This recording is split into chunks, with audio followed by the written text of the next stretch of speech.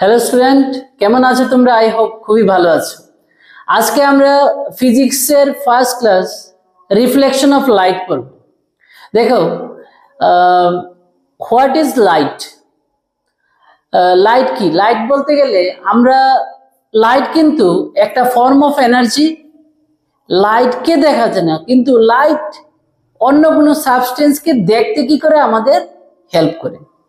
লাইটকে কিন্তু আমরা দেখতে পারি না, কিন্তু লাইট কি করে অন্য কোনো অবজেক্টকে দেখতে আমাদের হেল্প করে। তাহলে যদি কোশ্চেন হয় হোয়াট ইজ লাইট, তাহলে কি বলবে? Light is a form of energy which produces the sensation of sight in us. আমাদের মধ্যে কি দেখার একটা অনুভূতি কি করে প্রডিউস করে। It is a light is a form of energy. What is light? Light is a form of energy. আর এটা কি করে? এটা সেন্সেশন অফ সাইট, দেখার একটা অনুভূতি কি করে প্রডিউস করে। এটা অনেক ইম্পর্টেন্ট যে লাইটকে কিন্তু আমরা দেখতে পাই না, কিন্তু লাইট কি করে অন্য একটা অবজেক্টকে দেখার জন্য আমাদের কি করে হেল্প করে। তাহলে আমরা লাইটের দুইটা পার্ট আছে, রিফ্লেকশন আর একটা কি আছে রিফ্রাকশন। আজকে আমরা রিফ্লেকশন নিয়ে পড়ব। আচ্ছা, what is reflection of light? আচ্ছা দেখো,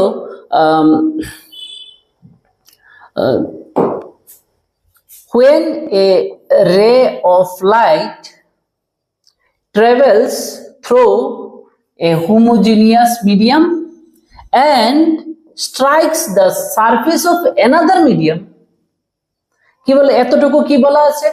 মনে করো এখানে একটা মিরর আছে, এখানে কি আছে? এটা কি?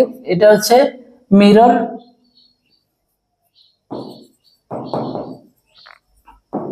আর এখানে কি? এয়ার।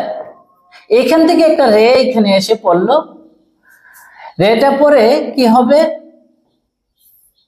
এটা রিফ্লেকশন হয়ে গেল। এখন আমরা কি শিখছি?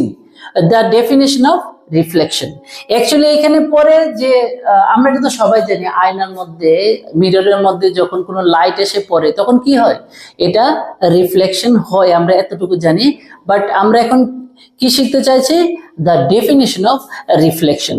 দেখো, when a ray of light travels through a homogeneous medium, এটার কথা বলছে। এই যে ray of light travels through a homogeneous medium, একটা হোমোজিনিয়াস মিডিয়াম কি? মিডিয়ামের মধ্যে মানে প্রত্যেকটা পার্টে কি এটা ডেনসিটি সেম থাকবে, কম্পোজিশন কি থাকবে? সেম থাকবে। এটাকে হোমোজিনিয়াস মিডিয়াম বলে। আচ্ছা, এই ক্ষেত্রে মানে কি জানি বলতেছিলাম, হোমোজিনিয়াস মিডিয়াম। দেখো, একটা ক্লাস 9-এ একটা মানে একটা চ্যাপ্টার ছিল যেটার মধ্যে হোমোজিনিয়াস আর হেটারোজিনিয়াস সলিউশন পড়েছিলে। যেমন জলের মধ্যে যদি মানে স্যান্ড ঢেলে দেওয়া হয়, ওয়াটারের মধ্যে স্যান্ড ঢেলে দেওয়া, এটা কোনোদিন এটার সাথে কি মিশে যাবে না, এটা হেটারোজিনিয়াস। জলের মধ্যে তেল ঢেলে দেওয়া হয় তাহলে এটা কোনোদিন মিক্স হবে না, এটা কি হবে? হেটারোজিনিয়াস। আর এক গ্লাস ওয়াটারের মধ্যে যদি মানে 1 স্পুন সল্ট মিশিয়ে এটাকে নেড়ে দাও, এটা কি ইকুয়ালি সব জায়গায় মিশে যাবে, এটা কিন্তু হোমোজিনিয়াস সলিউশন। যাই হোক, একটু রেফারেন্স একটু বললাম, এত ডেপথে যাওয়ার এটা দরকার নেই। এখানে দেখো, when a ray of light travels, একটা মিডিয়াম দিয়ে এসে কি হলো? আরেকটা মিডিয়ামের সারফেসে কি করলো? স্ট্রাইক করলো। একটা রে অফ লাইট আসলো, এসে কি হলো? আরেকটা মিডিয়ামের সারফেসে কি করলো? স্ট্রাইক করলো। স্ট্রাইক করে কি হলো? A part of the light changes direction. এই লাইটের একটা পার্ট কি এখানে চেঞ্জ করেছে ডাইরেকশন। এটা তো এদিকে যাওয়ার কথা ছিল, এদিকে যাওয়ার কথা ছিল, কিন্তু এদিকে তো গেল না। না গিয়ে কি করলো? A part of the light changes direction and returns to the first medium. এই যে ফার্স্ট মিডিয়াম, মানে এখানে কি আছে? এখানে তো এয়ারই আছে না, এটা তো সেকেন্ড মিডিয়াম ছিল, মিররটা ছিল মানে গ্লাস, ঠিক আছে না? মিররটা কি গ্লাস দিয়ে তৈরি, ঠিক আছে না? তো এখন দুইটা মিডিয়াম, একটা হচ্ছে এয়ার আর একটা কি আছে? এয়ার আর একটা আছে কি? গ্লাস।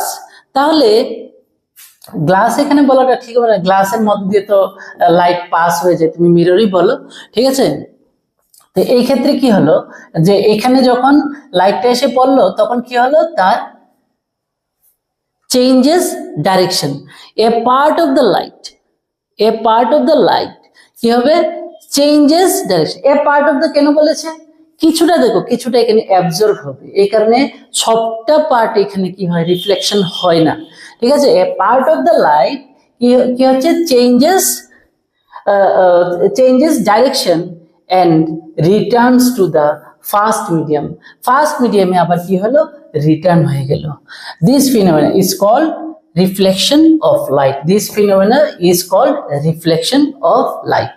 তাহলে আমরা কি শিখলাম, when a ray of light travels through a homogeneous medium, একটা homogeneous medium মধ্যে দিয়ে যখন একটা লাইট কি, রে অফ লাইট কি করে ট্রাভেল করে যখন অন্য একটা strikes the surface of another medium, strikes the surface of another medium, আরেকটা মিডিয়ামের সারফেসে যখন স্ট্রাইক করে, ধাক্কা খায়, তখন কি হয়, এ পার্ট অফ দ্য লাইট, লাইটের একটা এ পার্ট অফ দ্য লাইট, লাইটের একটা পার্ট, একটা অংশ কি হয়, চেঞ্জেস ডাইরেকশন চেঞ্জ হয়ে আবার কোথায় চলে যায়, returns to the first medium, আবার ফার্স্ট মিডিয়ামে কি হয়, রিটার্ন হয়ে যায়। দিস ফিনোমেনন, এই প্রক্রিয়াটার নামই কি, রিফ্লেকশন অফ লাইট। ঠিক আছে,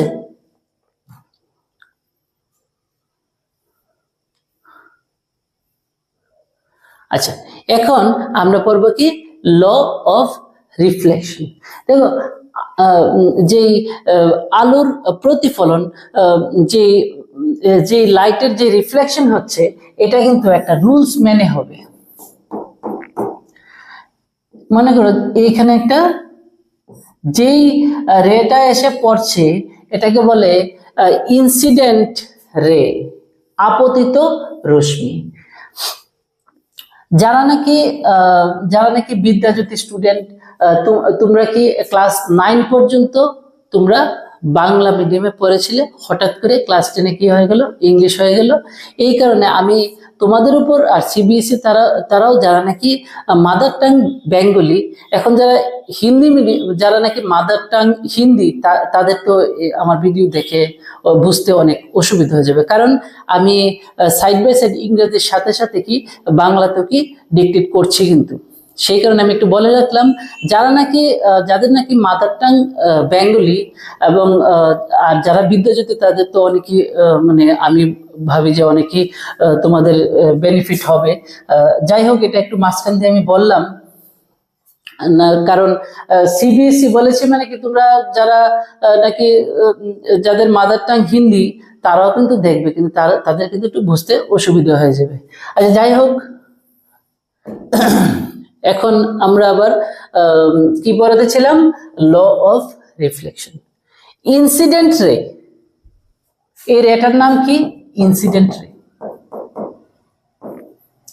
আপতিত রশ্মি, ইনসিডেন্ট রে, যে রশ্মিটা, যে রেটা এখানে এসে ধাক্কা খেয়ে রিফ্লেক্টেড হচ্ছে, ওটা ওই রেটার নাম কি, রিফ্লেক্টেড রে। এটা হচ্ছে প্রতিফলিত রশ্মি, আপতিত রশ্মি ইনসিডেন্ট রে, তারপরে প্রতিফলিত রশ্মি রিফ্লেক্টেড রে, এন্ড দ্য নর্মাল। এই পয়েন্টে যদি আমি একটা লম্ব টানি, পারপেন্ডিকুলার টানি, নর্মাল মানে perpendicular to the reflecting surface, মানে এটা হচ্ছে রিফ্লেক্টিং সারফেসের উপর যদি আমি একটা নরমাল টানি, at the point of incidence মানে আপতন বিন্দুতে, তাহলে তারা কি সবগুলি ray all lie in the same plane, সবাই কি একটাই সমতলে থাকবে। আমি আরেকবার বলছি,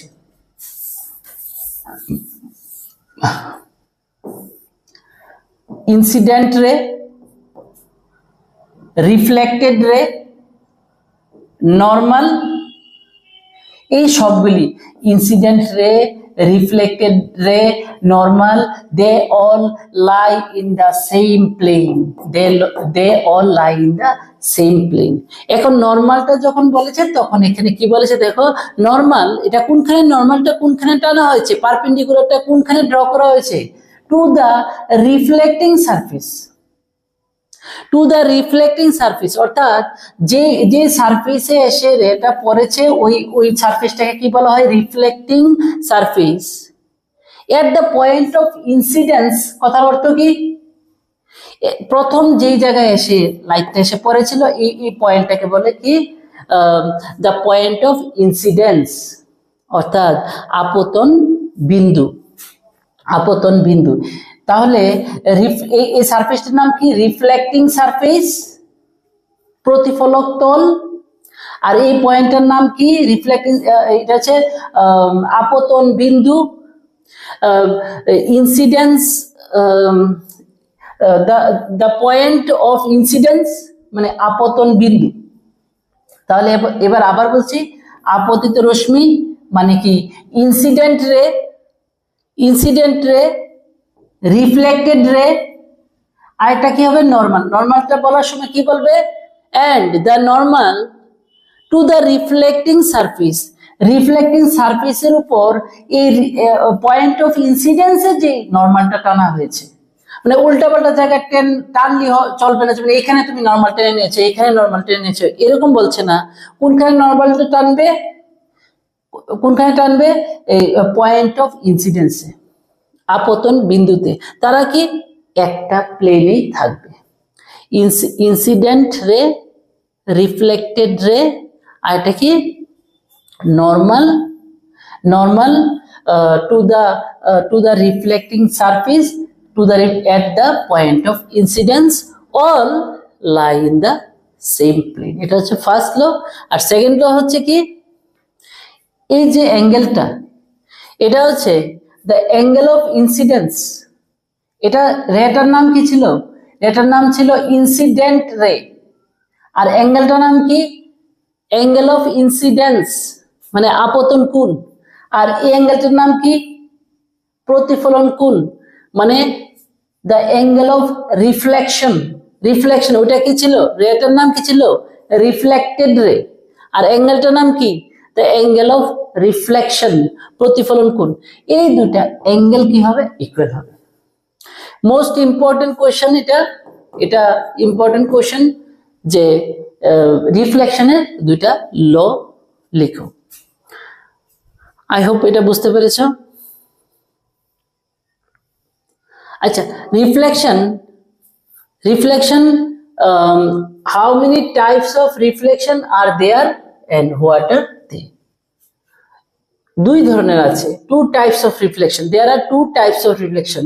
একটা হচ্ছে রেগুলার রিফ্লেকশন, আর এটা কি ডিফিউজ রিফ্লেকশন।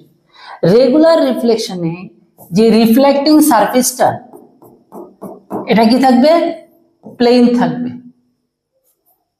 তখন যদি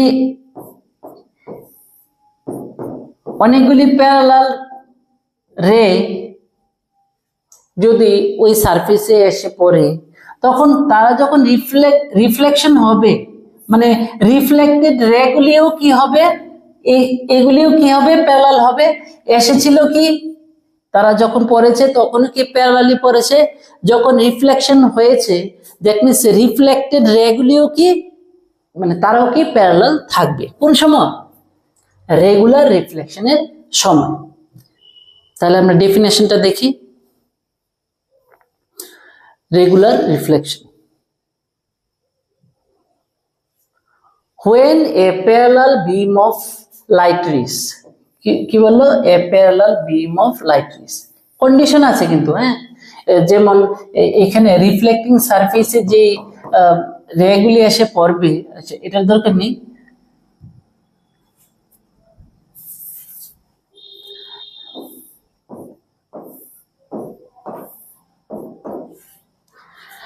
When a parallel beam of light rays is incident on a smooth plane surface, on a smooth plane surface, এই সারফেসটা কিরকম হতে লাগবে, স্মুথ প্লেন সারফেস হতে লাগবে। ঠিক আছে, when a parallel beam of light rays incident on a smooth plane, একটা smooth প্লেনে যখন এসে পড়বে, আপতিত হবে, ইজ ইনসিডেন্ট মানে এসে পড়বে বা আপতিত হবে, তখন কি হবে, and gets reflected as a parallel beam, যখন রিফ্লেকশন হবে তারা কি, তারা প্যারালাল বিম থাকবে, প্যারালাল বিম অফ লাইট থাকবে, লাইট রেজ থাকবে। যেরকম ভাবে প্যারালালি এসে পড়েছিল, incident on a smooth surface, after reflection তারা কি হবে, রিফ্লেক্টেড রেগুলিও কি হবে, তারাও কি হবে, প্যারালাল হবে। অর্থাৎ এখানে তিনটা প্রপার্টি বা তিনটা পয়েন্ট ইম্পর্টেন্ট, একটা কি স্মুথ সারফেস হতে লাগবে, আর একটা কি যে ইনসিডেন্ট রেগুলি থাকবে তারা কি প্যারালালি এসে পড়বে, আফটার রিফ্লেকশন যে রিফ্লেক্টেড রেগুলি থাকবে তারাও কি থাকবে, প্যারালাল থাকবে। তখন এই রিফ্লেকশনটাকে কি বলা হবে, রেগুলার রিফ্লেকশন। প্লেন মিররে এটা হবে, স্মুথ মেটালিক সারফেসে হবে, এই ধরনের রেগুলার রিফ্লেকশন কিন্তু হবে। আই হোপ বুঝতে পেরেছ। আচ্ছা, এখন diffuse reflection. What is diffuse reflection? দেখো, এর আগেরটার সাথে যদি আমরা কম্পেয়ার করি, ওটা কি ছিল, স্মুথ সারফেস ছিল, এটা স্মুথ সারফেস থাকবে না, এটা কি থাকবে, ইরেগুলার সারফেস থাকবে। এটা কি হবে,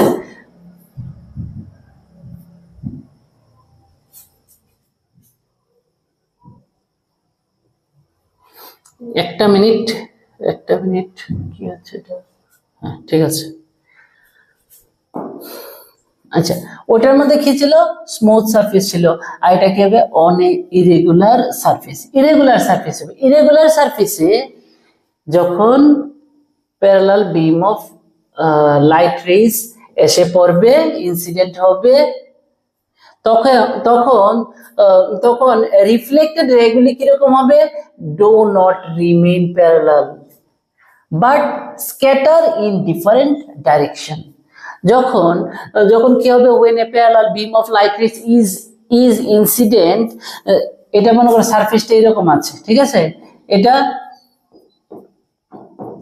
এরকম আছে, তাহলে এবার কিন্তু প্যারালাল হলেও এটা কিন্তু রিফ্লেক্টেড রেটা কিন্তু প্যারালাল হবে না, ঠিক আছে। যে প্যারালালে এসে মনে করো এটা প্যারালালি এসে পড়লো, কিন্তু রিফ্লেক্টেড রেগুলি প্যারালাল হবে না। এখানে আমি শুধু দুইটা রে দিয়ে বুঝিয়েছি। তাহলে এখানে পয়েন্টসগুলি কি ইম্পর্টেন্ট, যে ইরেগুলার সারফেস আমাদের দরকার, ইরেগুলার সারফেস হতে লাগবে, parallel beam of light rays যদি কি জানে ইরেগুলার সারফেসে এসে পড়ার পরে যখন রিফ্লেকশন হবে, আফটার রিফ্লেকশন যে রিফ্লেক্টেড রেগুলি কিন্তু প্যারালাল হবে না। তাহলে এটা কি হবে, ডিফিউজ রিফ্লেকশন।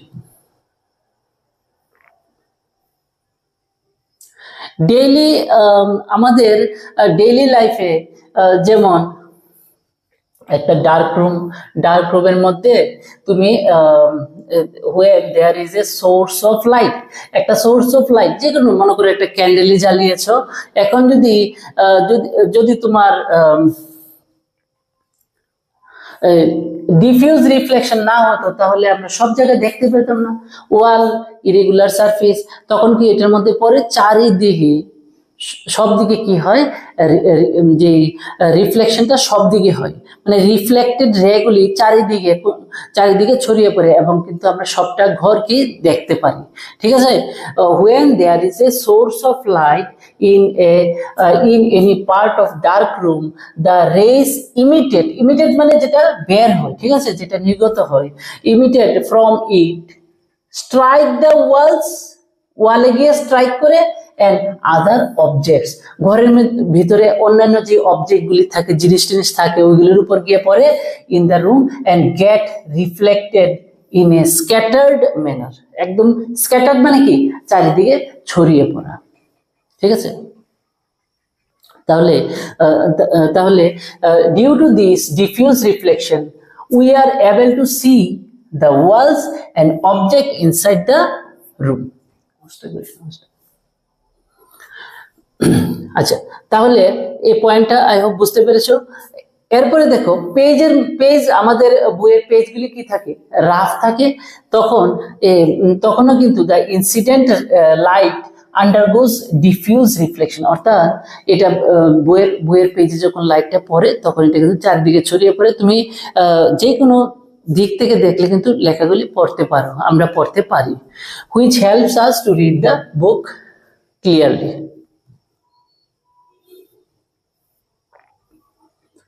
আচ্ছা, এটার মধ্যে এটা না পড়লে পারতাম, কারণ এটা তোমরা পারবে, রেগুলার রিফ্লেকশন আর ডিফিউজ রিফ্লেকশন। এখনই আমরা বলেছিলাম এটা কি স্মুথ সারফেস দরকার পড়ে রেগুলার রিফ্লেকশনের জন্য, আর এটার জন্য কি রাফ সারফেস লাগে।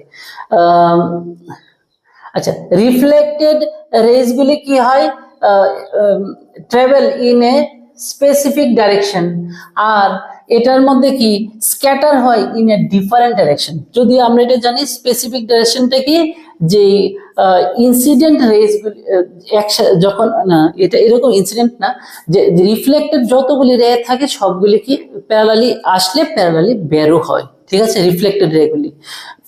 তাহলে এটা স্পেসিফিক ডাইরেকশন লাগলে কোনো অসুবিধা নেই, স্পেসিফিক একটা ডাইরেকশনে কি হয় ট্রাভেল করে, আর এই ক্ষেত্রে কি ডিফারেন্ট ডাইরেকশনে, মানে স্ক্যাটার্ড ওয়েতে, মানে কোনো নিয়ম না মেনে, কোনো রুলস না মেনে এদিক ওদিক, মানে চারিদিকে কি স্ক্যাটারিং হয়ে যায়, মানে ছড়িয়ে ছিটিয়ে পড়ে। আচ্ছা, এরপরে পয়েন্টগুলি কি আছে,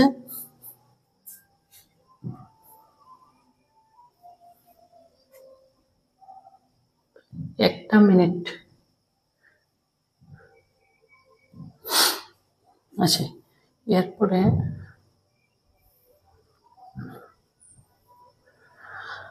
ইমেজ সোর্স, রেগুলার সারফেসে কি হয়, in regular reflection an image of the source is formed, কিন্তু diffuse রিফ্লেকশনে no image of the source is formed। ঠিক আছে, রেগুলার সারফেসে কি হয়, রেগুলার রিফ্লেকশনে কি হয়, image of the source is formed, আর ডিফিউজ রিফ্লেকশনে কি হয়, no image of the source is formed. আচ্ছা, এখানে কি বলছে, if the incident rays are parallel the reflected rays also remain parallel in regular reflection. ঠিক আছে, এটা অলরেডি ডেফিনেশন আমরা দেখেছি। Even if the incident rays are parallel, the reflected rays do not remain parallel in diffused reflection। ঠিক আছে, already তোমাদের এগুলি পড়িয়েছি। By adjusting the reflector, the reflected rays can be directed to any desired position। আর মানে তুমি যদি reflector মনে করো আমি একটা মিররই ধরলাম, এটাকে ঘুরিয়ে সরিয়ে কি হয়, এটা তুমি কি করতে পারো, রিফ্লেক্টেড রেজ গুলিকেও কি করতে পারো, তুমি ম্যানেজ করতে পারো কোন দিকে। আর ডিফিউজ রিফ্লেকশনের বেলা the reflected rays can not be directed to any desired position by adjusting the reflector. ঠিক আছে, এগুলো একটু পরে নিও, অনেকগুলি পয়েন্টস হয়ে গেছে, এগুলি এটা দেখে নিও পরে। আচ্ছা, এবার হোয়াট ইজ স্পেরিক্যাল মিরর। দেখো স্পেরিক্যাল, মনে করো একটা স্পেয়ার তো জানো। আচ্ছা, what is the difference between circle and sphere? I hope জানো তোমরা, ম্যাথের মধ্যে এই ব্যাপারগুলি জানো। যেমন একটা ফুটবল বলো, এটা কি হবে, একটা স্পেয়ার হবে। হাতের একটা রিং বলো, এটা কি হবে, একটা সার্কেল হবে। ঠিক আছে, আচ্ছা, দুটোটা আমরা তো একরকম ভাবে আঁকি, ঠিক আছে না, দেখতে তো একই লাগে। একটা স্পেয়ারের একটা পার্ট, বাকি পার্টটা এখান থেকে এতটুকু, মনে করো এটাকে এরকম ভাবে, এখন তাহলে কি হবে, ফিগারটা এতটুকু হবে।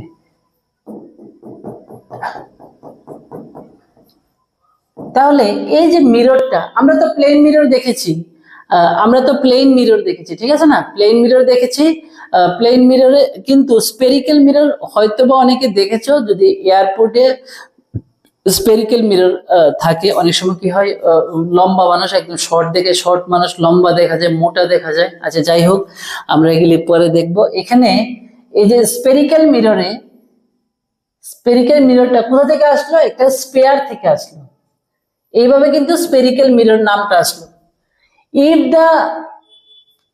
if the reflecting surface of a mirror is a part of a sphere, reflecting surface, মনে করো এই যে এইভাবে দাগ কাটলাম যে এটা এটা এই সাইডটা কিন্তু রিফ্লেক্টিং সারফেসটা যদি একটা স্পেয়ারের পার্ট হয়, তাহলে এটাকে কি বলবো?